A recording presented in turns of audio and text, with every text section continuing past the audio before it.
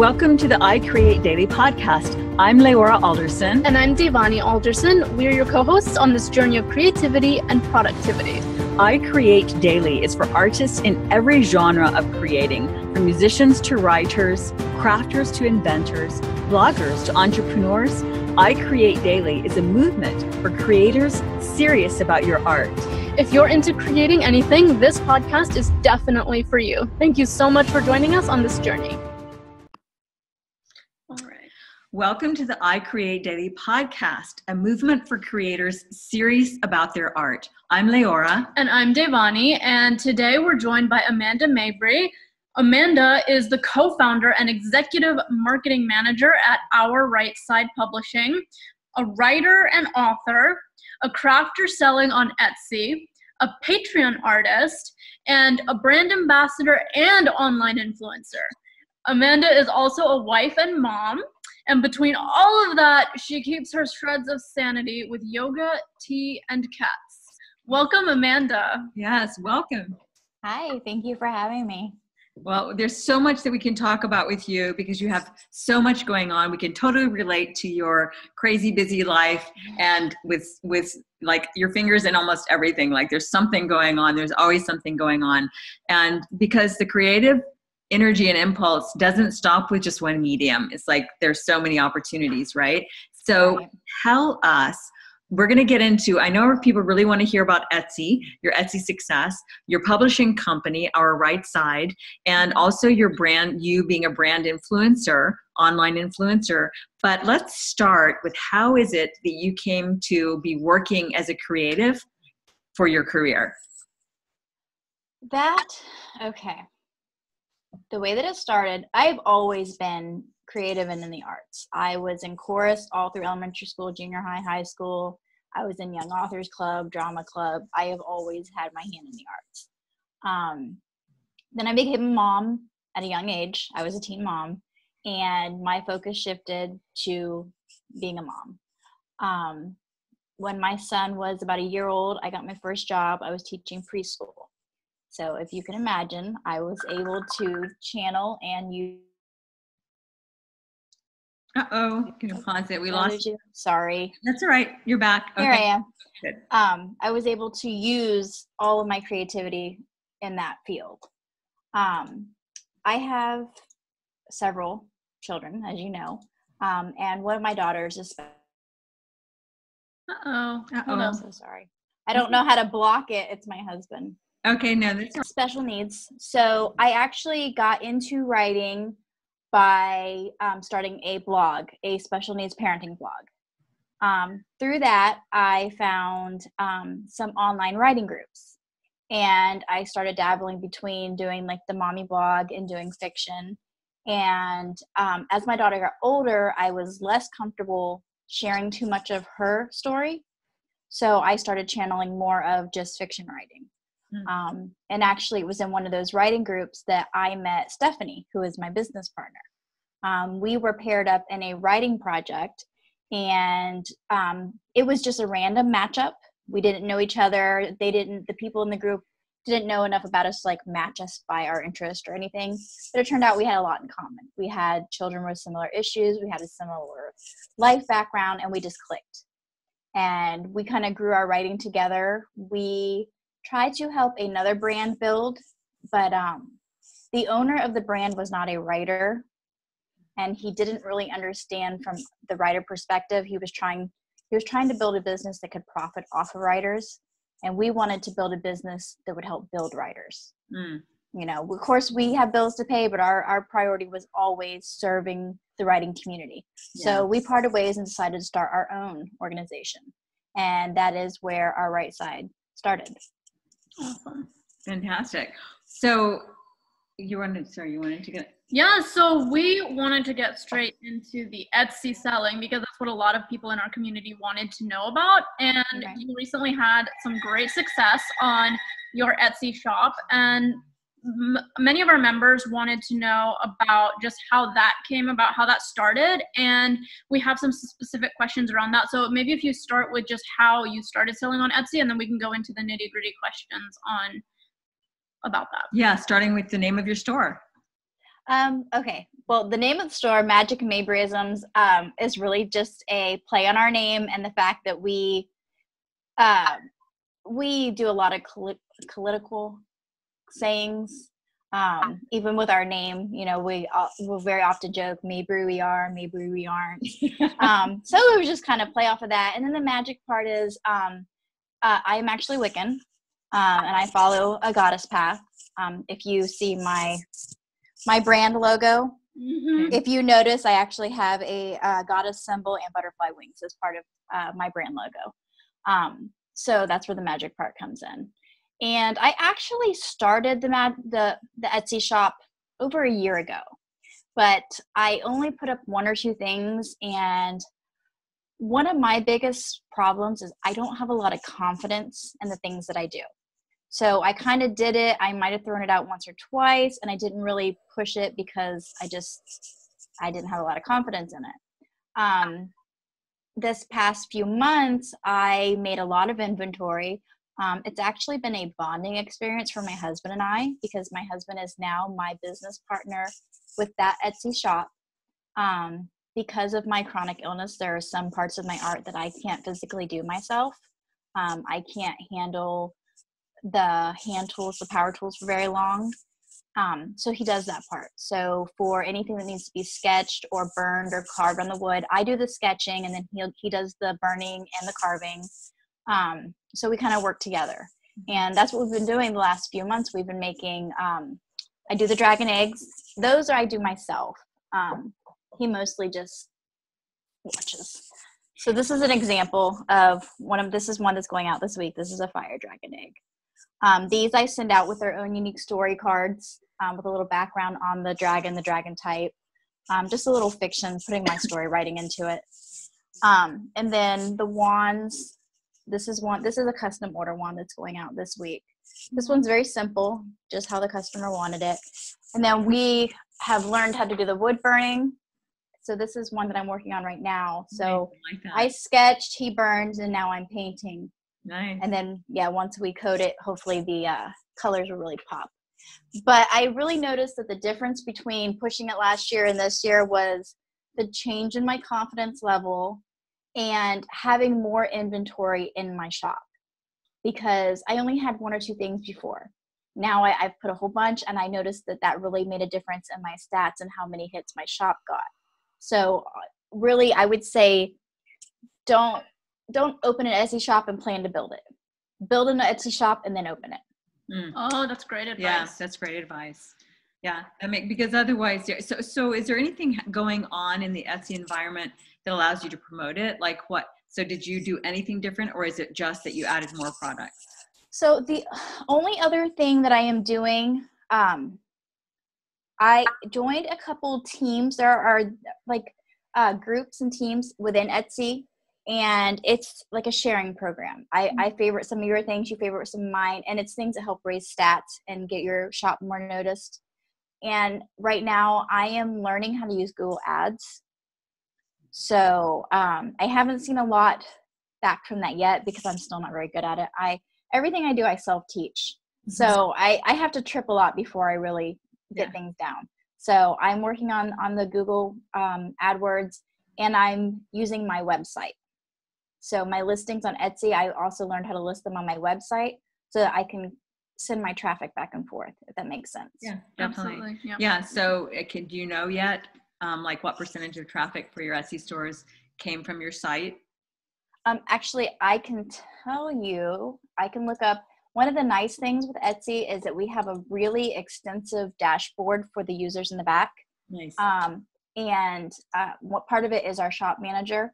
And there is a section where we go on for stats, and it will actually tell me, now I'm not going to remember how to find it. Right now, the majority of my traffic is coming from social media. I know that for sure, because I just checked it the other day. And it tells me, no, I can't find it. There is a pie graph. Yeah, there's a pie graph, and it will literally tell you where your traffic's coming from. Within Etsy, outside of Etsy, social media, unique links. Nice. So that's nice. It really helps. I know to focus a lot of my advertising on social media, because that's where a lot of my traffic comes from. Right. So, okay. So you are advertising. Are you doing Facebook ads? I'm doing Facebook ads. I'm trying to do Twitter cards. They are very hard to learn how to do. Those are where I'm going to focus, and then I'm going to do Pinterest. Pinterest is a lot easier, and the traffic flow from I think Pinterest is really taken for granted because it produces a lot of traffic. 80% of our traffic for our right side comes from Pinterest. Wow. Yeah. Yeah. And are you advertising on Pinterest, or is that just organic through? It is organic because of the very specific way that I have our Pinterest account set up. I took a Pinterest masterclass last year, and I followed everything that she said, and I set up our boards in a specific way, and I saw the difference after that. So I think that some Pinterest accounts are kind of messy and you just poke around, but if it's very well organized and you can very well find what you're looking for, you're likely to use it more. And that's what I try to do with ours. Fantastic. And we'll definitely put links below, guys, in the show notes. That's great. Yeah. Well, speaking of that, did you want to name the course? Do you remember the name of it? It's okay if not. Yeah. Yeah, I'm trying to think because she's actually a friend of mine on Facebook. It's Katie Paul. Katie Paul does the Pinterest masterclass. Okay, awesome. Great. Yes. We'll connect with her. So how many hours? So we have actually in one of our Facebook groups, the I Create Daily Facebook group, we posted about doing the podcast with you and asked for people to submit their questions. I don't know if you saw some of those already because you're also in that group.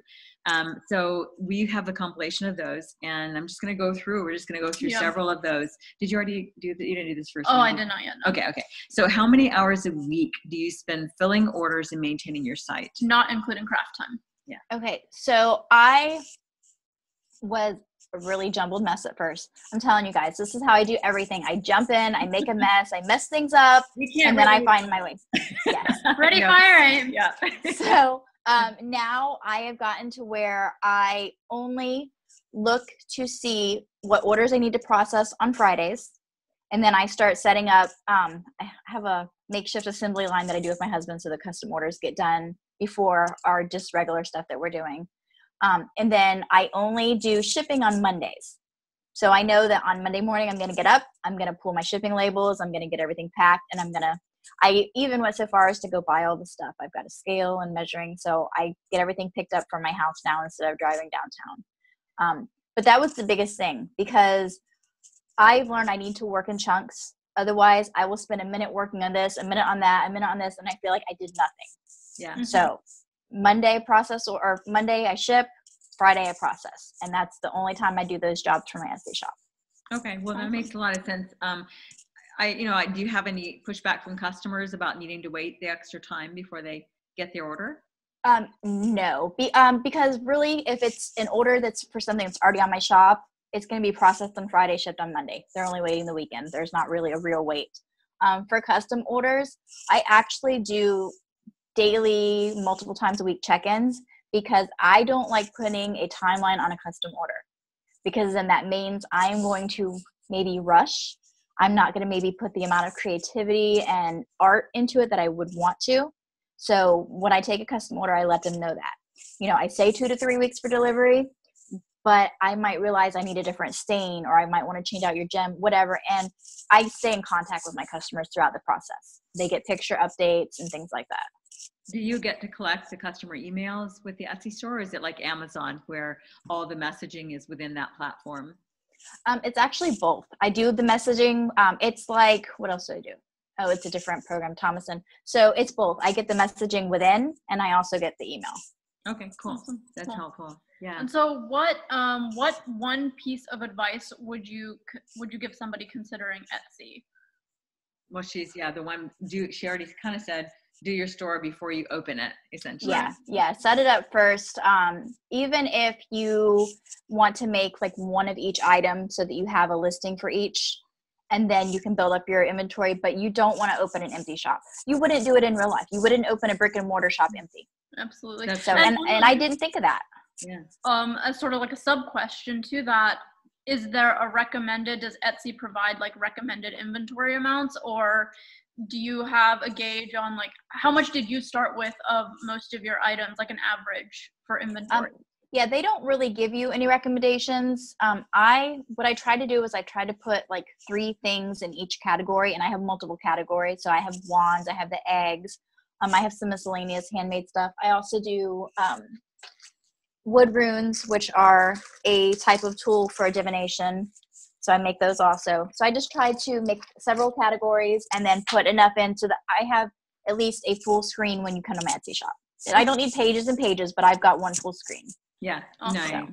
So somebody else wanted to know, how do you calculate your prices, and do you show shipping, and how do you figure that all up? Okay, so my prices are,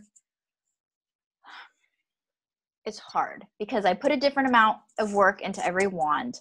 And I have a tendency to undersell myself. So I know that a lot of times my things are worth more than I sell them for. But I try to do what's going to cover my costs and give me a little bit of profit and still put my item in the hand that somebody's going to love it. For the shipping, the fun part is that Etsy does all that for me. So all I need to do is let Etsy know how much my item weighs, the length and width of the package it will be in. And then when they put in their address, Etsy automatically sets the shipping rate based on how far I'm sending it. Yeah, Awesome. so that's automatic. Cool. That's cool. So that's good for anybody looking to just have some kind of a place that calculates all of that for you, so you don't have to do that yourself. Yeah. Right. And one other question on that: have you ever sent out something that where your payment didn't go through, and or have you ever shipped something and somebody was like, I don't like this item, this isn't really what I thought I was getting, and how do you handle those situations? Actually, payments are processed pretty quickly through Etsy. I don't start a custom order before the payment clears. And quite honestly, if somebody wasn't happy with it, what they got, I would take it back and refund them. Yeah. Because the things that I make, they're meant to be loved. So there's really not a point in them being in a house where they're not loved. And I don't want anybody to be unhappy with something they got from me. Absolutely. So through our So yeah, that would flood in right to the next question. What if people don't like it when they see it? And I'm guessing you haven't had that happen yet, but if you did, you would just take it back. Yeah, I would take it back. You know, it's really cool. I didn't realize, actually I'm not that familiar with the Etsy platform, so this is really helpful. And I didn't realize that people could place custom orders. I mean, because that really kind of sets up then a relationship between the artist and, you know, almost like Patreon or almost like, you know, any other kind of commission platform, basically. Right. And it really does. And it's, and that is a individual shop preference. So not every shop has that. It's a setting that you can activate. And I did want that because while I can make lots of wands, using just, you know, our own ideas and creativity, this is one of my favorites. These are a very personal item if you are acquiring it for religious and faith reasons. Therefore, you should have the option to have as much say as possible in how it goes. The only area that you would not have say with me with a custom wand is the type of wood, because I only work with willow wood. Okay. So, is that a personal preference? Is that just because it's easier to make the wands? Technical reasons? That is my religious preference. I'm trying to think how to say it so that everybody would understand, but willow wood is my wood.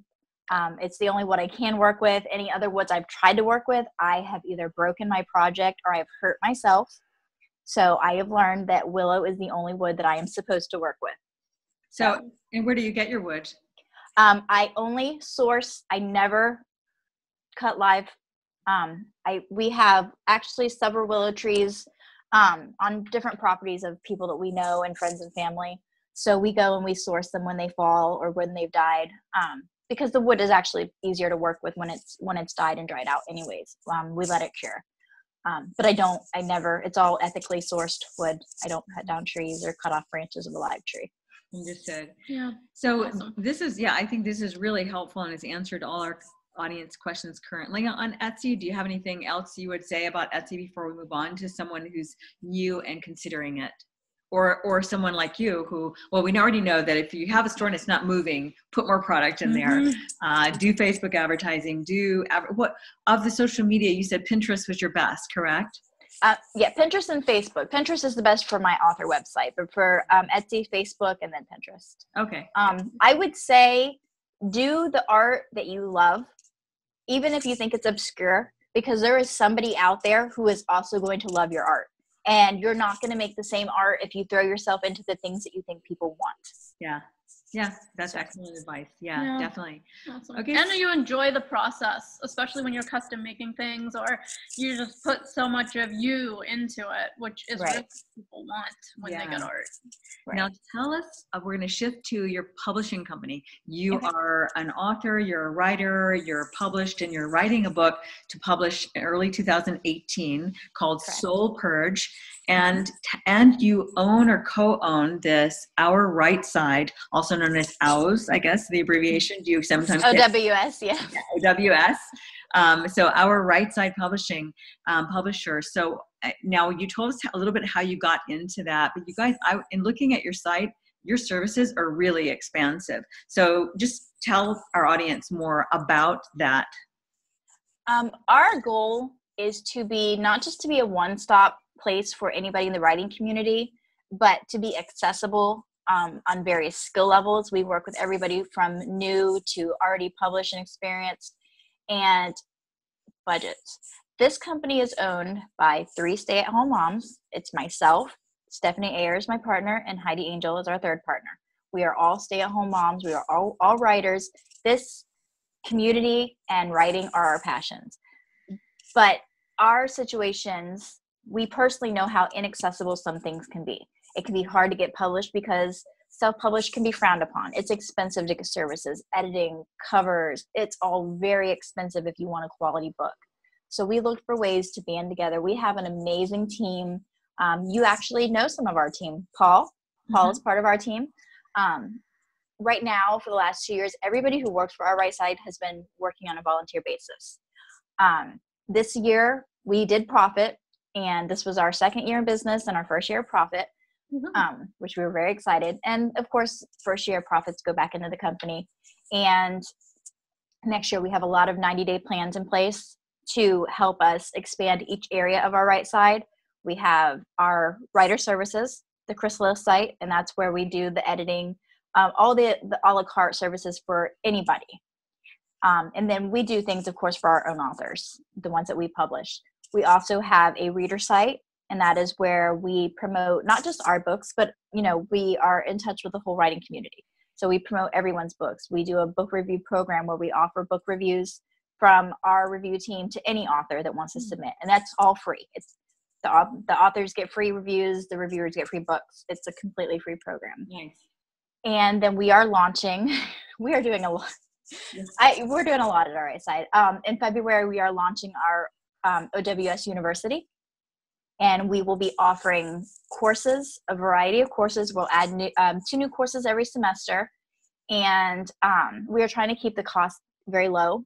Right now, we have it at, I think it's like $50 a course, and when our enrollment hits a certain number, we'll drop the enrollment price. So if we get 30 students, it drops to like $30. Or it's 20 students, it drops to $30. In the beginning, our first set of courses are a 30-day platform building course, which is run by me. And that is just intensive getting your website set up, social media, kind of building your brand and getting a foundation before you go. Being an author is being a business, and it's better if you start right off that way. Yeah. Heidi is offering a email course. And then we have one more, I think it's a marketing course. We have 3 courses that we're launching with, but that'll be in February. So those are some of the things. The Lit Journal is another story. You'll be seeing more about that in the beginning of the year. We're planning on launching an Indiegogo to try to raise funds for that, because we want to be able to pay contributors and the staff for that. We're hoping to raise $100,000 on Indiegogo for the Lit Journal, so that it can run independently for 12 months. And then we plan to transfer it over to a Patreon and do the subscription service that way for that. So, and could you tell us a little bit about what the Lit Journal is? Sure. The Lit Journal, it is a quarterly publication. We started it our first year in business, and we put it on hiatus at the middle of this year. because we were just really busy with the publishing. We put out 8 or 9 books this year. Oh, nice. Yeah, and this was our first year of publishing. So we had to put the Lit Journal on hiatus because it is a small team of us doing all this. It's me, Right. Heidi, and Stephanie at the reins, and then we've got a team of about 15. So between us, we're doing all these things. Yeah. The Lit Journal, we take submissions for flash fiction, poetry, short stories. Every journal has a theme. There'll be articles, and it's kind of geared towards both readers and writers. So it's kind of, our full spectrum of audience in one magazine. And we do that, like I said, quarterly. And then we do some holiday special editions. So it's basically like a magazine then.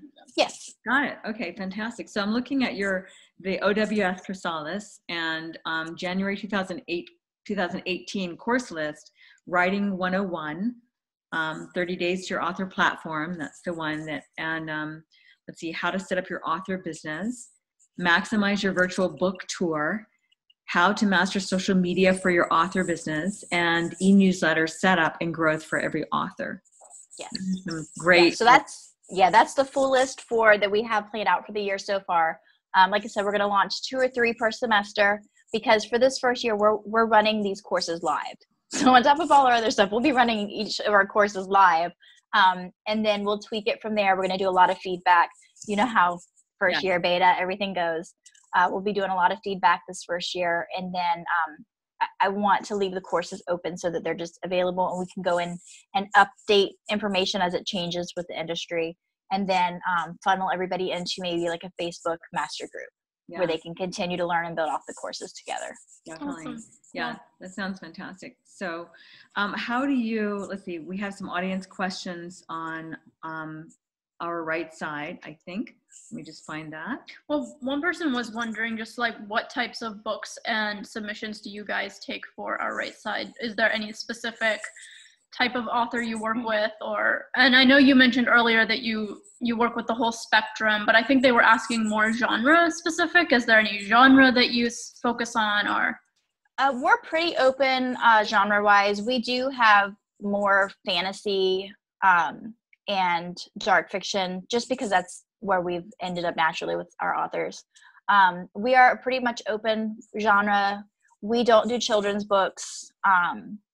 And we don't do like religious, anything like that, just because we don't have the audience built to facilitate those, because the marketing, we are very big behind marketing our authors. So we need to know our audience, and those are just not audiences that we could market to with where we are. But other than that, we are pretty open. Everything from light to dark. I don't know if you've read much of, I think Devani, you read some of my work on Patreon. Mm-hmm. I think people tend to be surprised, but I write very dark. So yeah, we do kind of run the spectrum that way too when it comes to publication. We are accepting submissions for the 2019 publishing year. Our roster for 2018 is already full. Wow. So what's the process if do you want to talk here about authors coming to you for the first time? They're coming to you to sign up for 2019.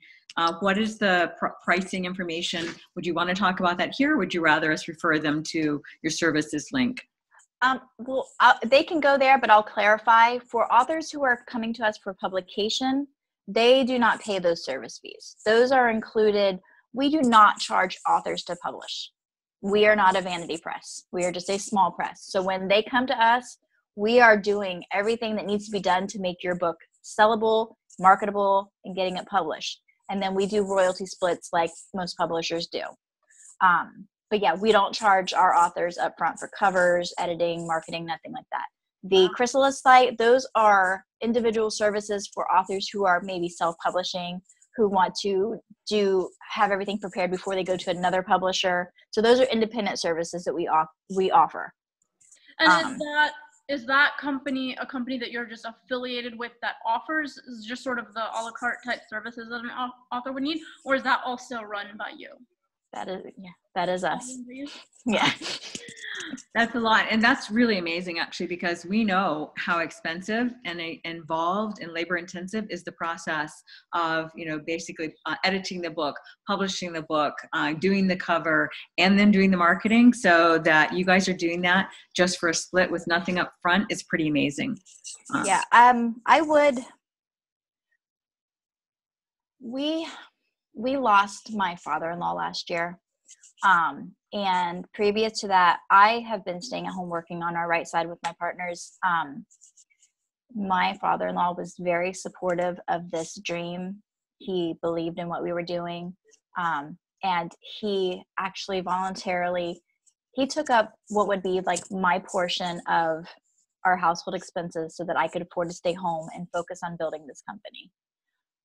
And so that is one of the reasons why it is so important to me that we do everything right, that it is successful. It's not just my dream or Stephanie's dream. Somebody outside of me believed in me enough to put me in a position to make it happen.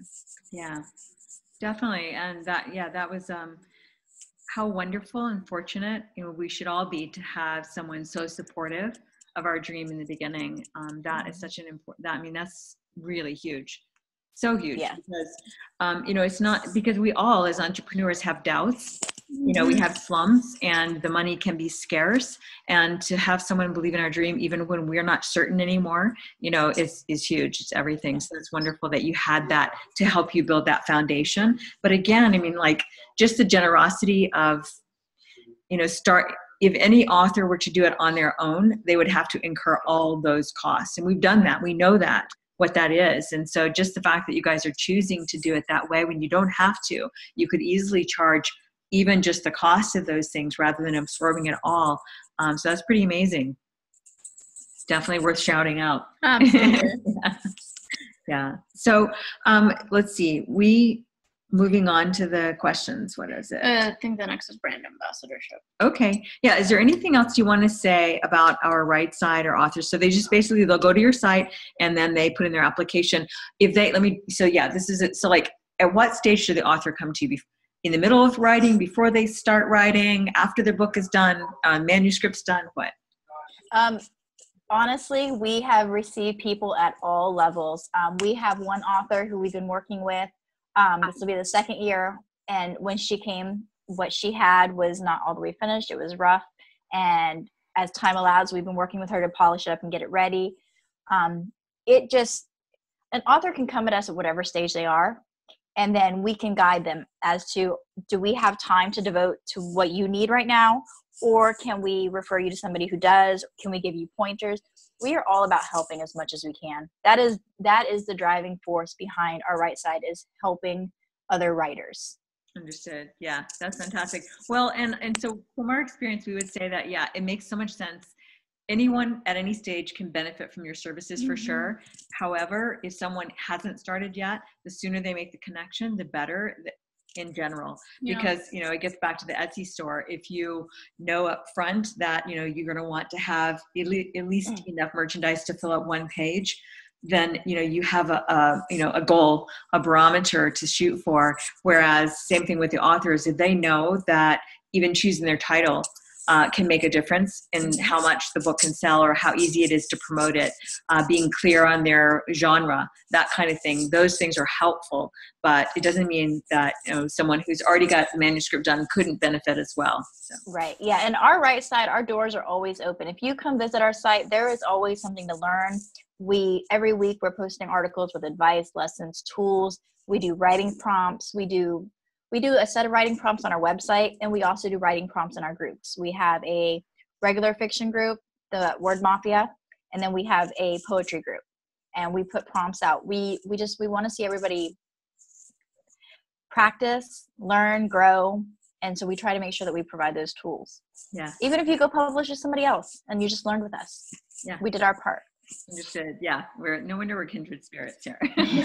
We love what you're doing. It's fantastic. Yeah, so for sure. Yeah. So jumping into the brand ambassador part, which we just learned before coming on this interview with you, you're doing a wine tasting this afternoon, which was going to be really cool to see because you're going to live stream that. So can you just tell us, a lot of people in our audience are probably curious about being an online influencer, brand ambassador, and just kind of what goes into all of that. Would you mind just giving an overview on how you got into that and kind of like what's involved in getting into that? What type of followers do you need? What platforms do you need to be building online? How do you reach out to companies? Just big picture. The big picture there. So there are a couple different methods. The one that I use the most it's a site called Thomason, and it is a product review site. And that's where I meet most of the companies that I work with, like the wine one that I'm starting now. I get tons of product every week to review. Like anything online, the bigger your audience, the more influence you have, the more of a valuable asset you are to a company. Mm-hmm. It sounds cold, but that's the fact. Yeah. There are different campaign types for this company that I'm with, and it varies from I just write a review on their company site or Amazon. I always write honest reviews. I warn them if I didn't like it. And then there are paid opportunities where you're an influencer and they, pay you bid. You set up all your social media channels and you place bids based on the size of that channel. And if they accept you, you get paid for that campaign. With the wine tasting, I am actually just going in at a discount.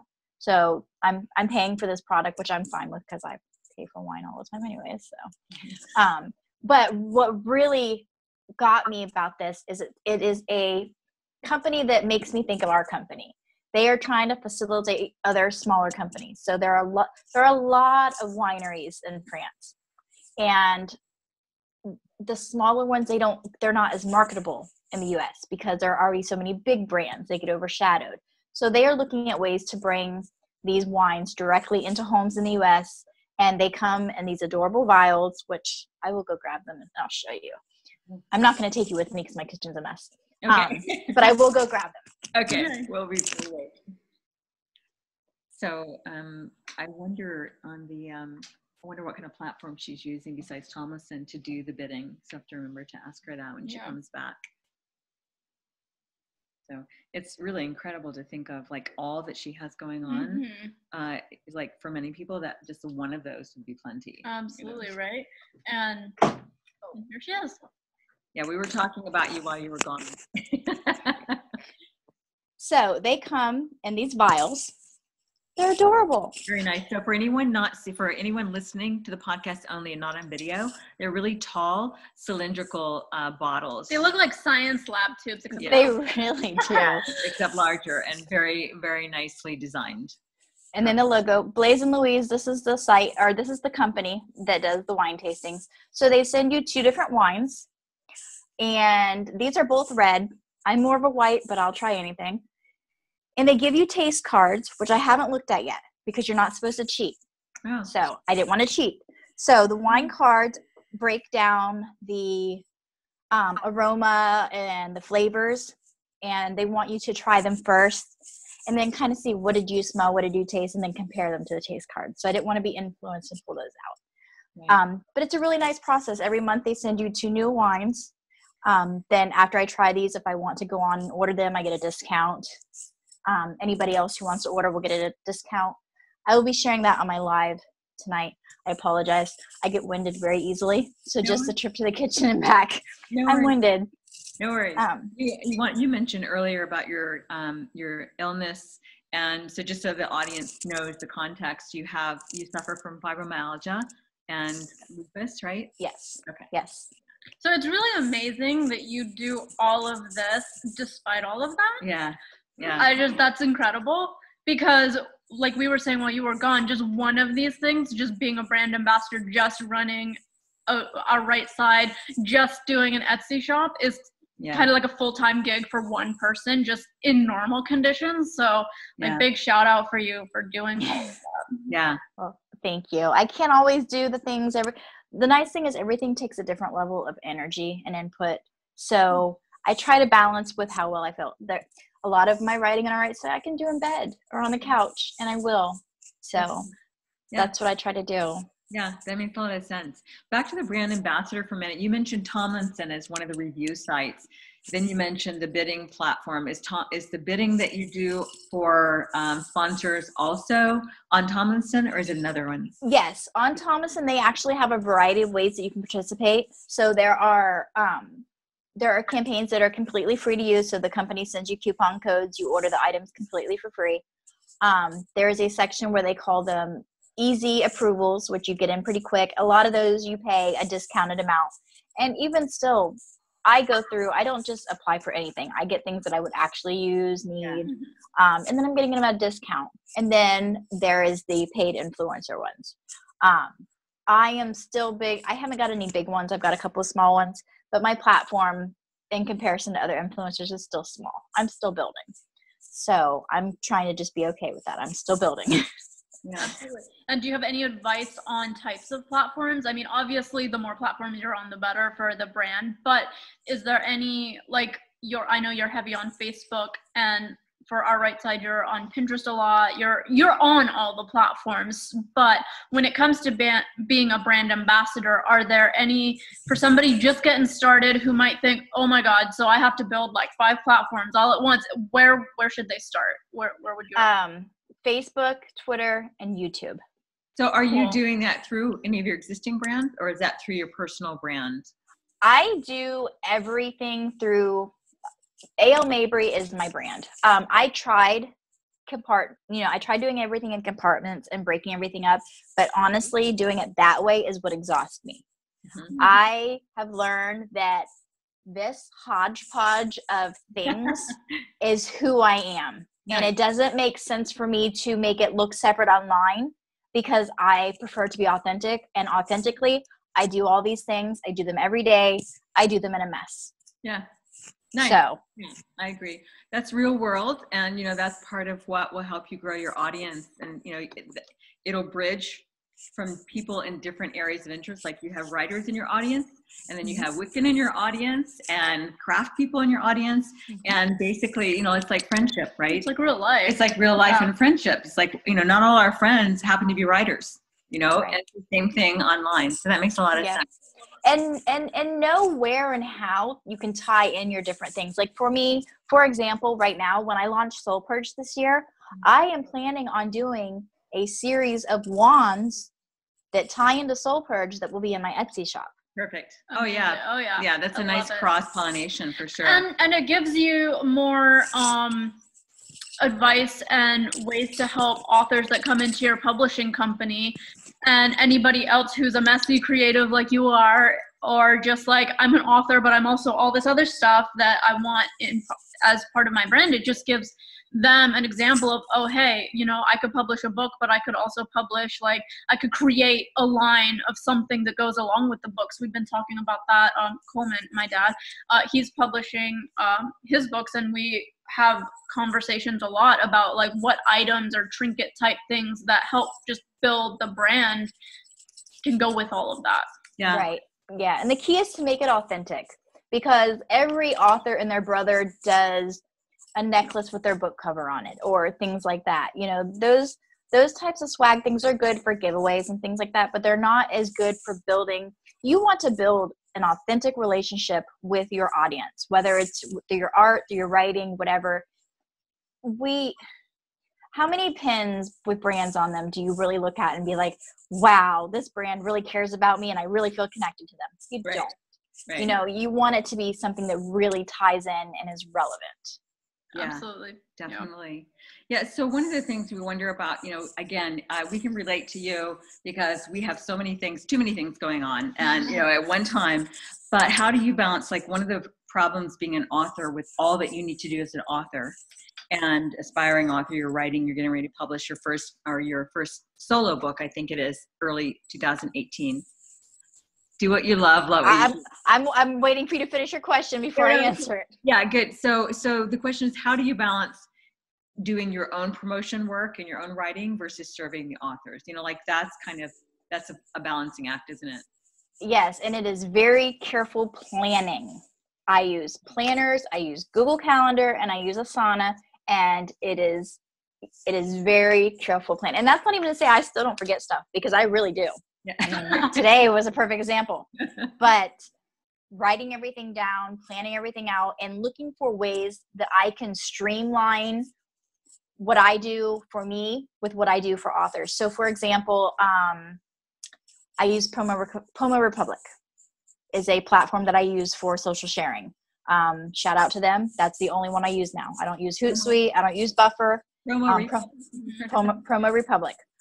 Love them.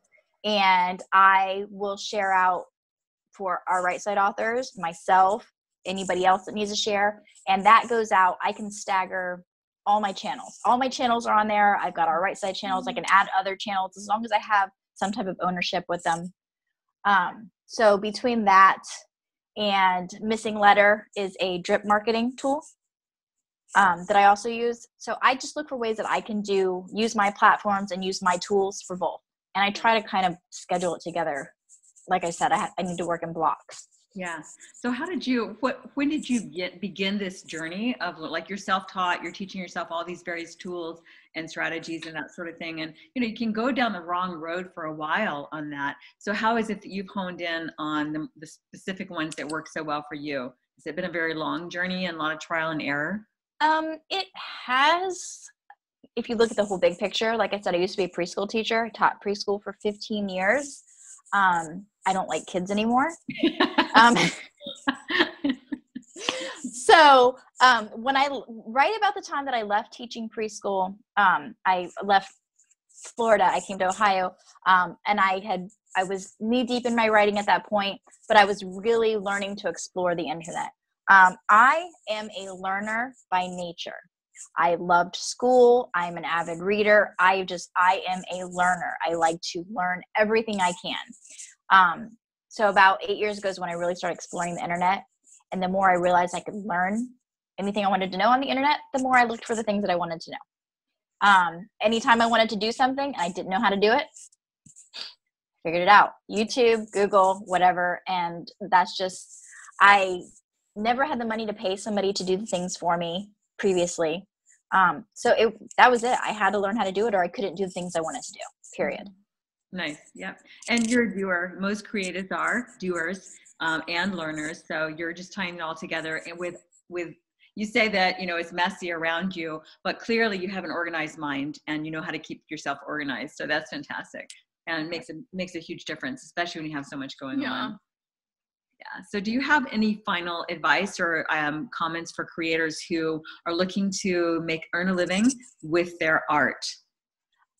Actually, for my final words, I would actually like to share the post that I shared on Facebook last night. Yeah. I'll just read it out loud if my computer will cooperate with me. Your art is important. Whatever it is that you're doing, we are so, as artists, as a collective, we are so insecure about our art. And it's ironic because when you look around the world every day, what is the thing that you notice the most and you see the most and you get the most out of? It is somebody else's art. Yeah. But yet we still don't see it when we look at our own. And last night on Facebook, I just simply said, the thing that you do sometimes, the one, you do it when no one can see you or hear you. You hide it in a notebook or on a device. That thing, that one thing that gives you so much joy, but you don't do it often, or you don't share it because you think you aren't really that good. Or maybe you're a little good, but a lot of people are better. Or you think that your thing isn't important, that it doesn't matter. Do your thing. Do the thing that gives you joy. Sing off key or on key, loudly and with gusto. Dance like Elaine from Seinfeld. Draw, paint, write, play, do the thing. That thing that gives you joy is the most important thing, because a person who can create their own joy can spill it into the world. And the world needs more joy, and it needs your joy. Well said. Absolutely. Beautiful. 100%. Thank you for sharing that. We have nothing better to add to that other than thank you so much for visiting with us, Amanda, and sharing this vast amount of knowledge and resources with our audience. I'm sure you will have already helped many people. Absolutely. Thank you. Yeah. I loved being here. Okay, thanks. We'll talk to you soon. Bye. Bye.